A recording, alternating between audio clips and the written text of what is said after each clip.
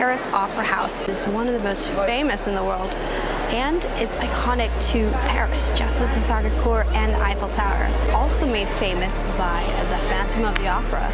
Let's see if we can find that opera ghost.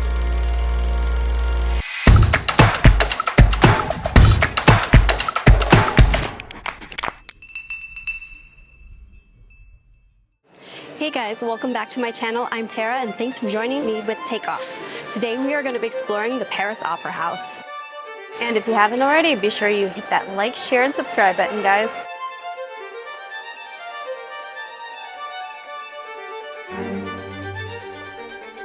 And if you can pick for me your top 7 choices.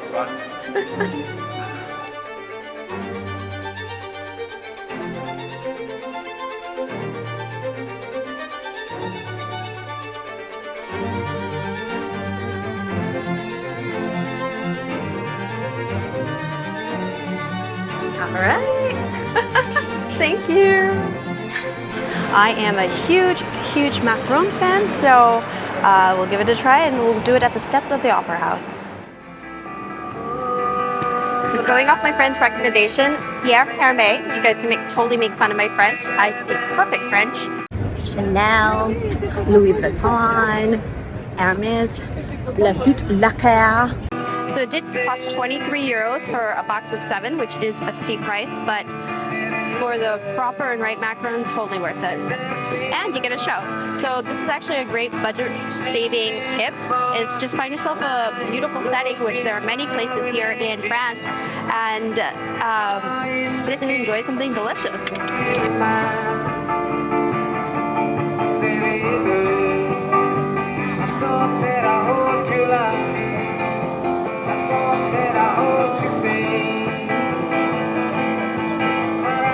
That is good.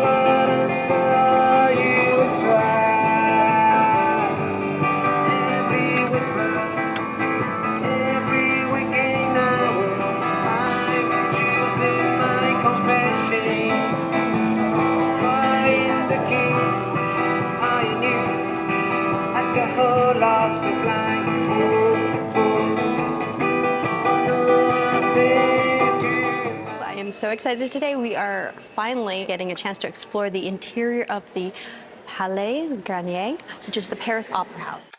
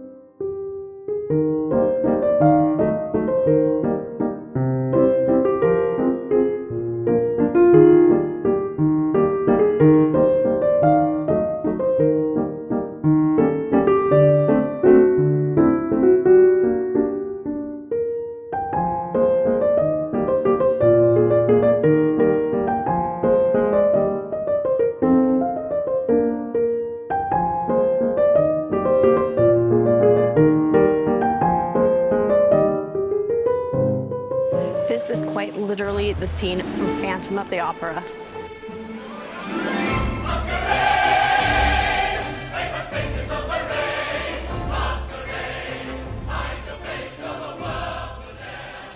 When you first enter into the opera house, you're going to be greeted by this massive, beautiful grand staircase. So it is just like the scene from Masquerade in Phantom of the Opera. The Paris Opera House is one of the most famous in the world, and it's iconic to Paris, just as the Sacré-Cœur and the Eiffel Tower, also made famous by the Phantom of the Opera. Let's see if we can find that opera ghost. He did say that there is a bump actually on the 13th step where a ballerina had fallen and hurt herself on the 13th step. So is that another sign of the opera ghost?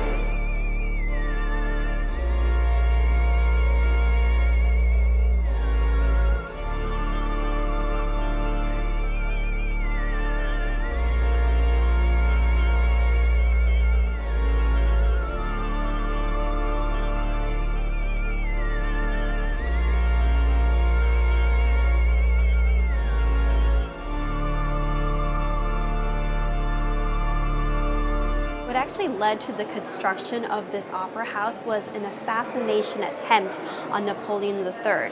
So when he was riding in his carriage to come to the opera, there was an assassination attempt on his life. A lot of people were injured, but Napoleon III escaped unharmed. Afterwards, the emperor commissioned for a contest to have a new opera house built that would have a lot of entrances that would be secret for him to come in and enjoy the opera. So that is when Charles Garnier, at that time an unknown architect, his design was actually the one that won the contest and therefore constructed.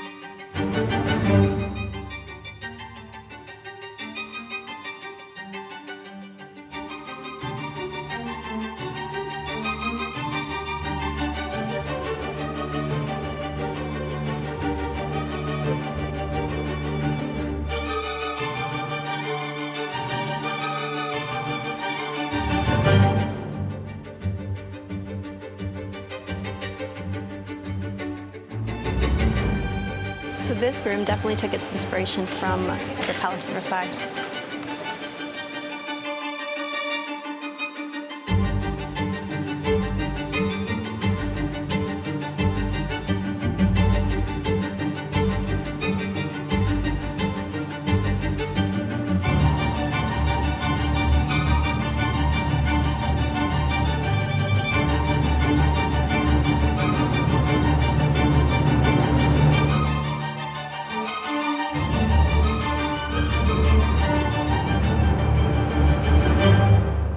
also may recall the importance of the chandelier, which was designed by Garnier.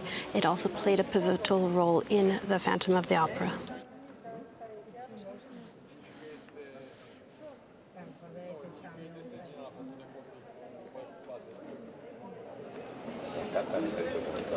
I'm wondering which one is box number 5. So that is the box that is specifically reserved just for the opera ghost, and it is kept closed off for only his use.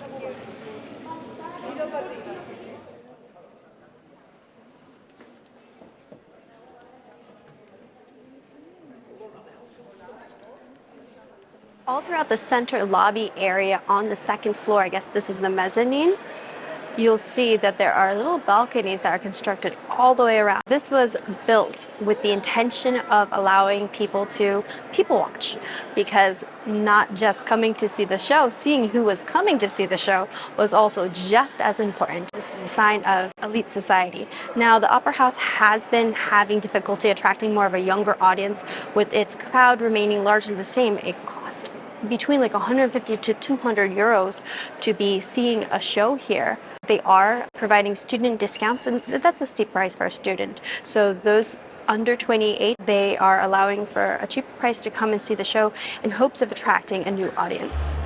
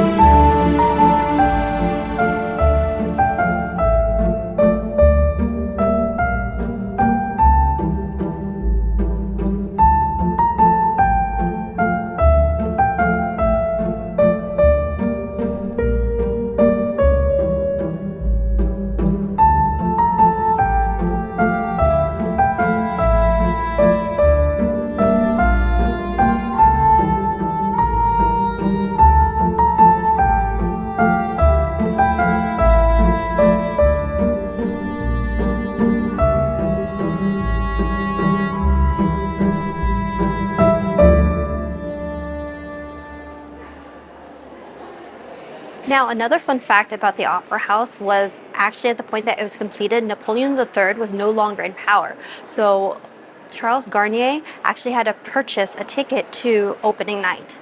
But the Palais Garnier, named after the famed architect, pays homage to his legacy.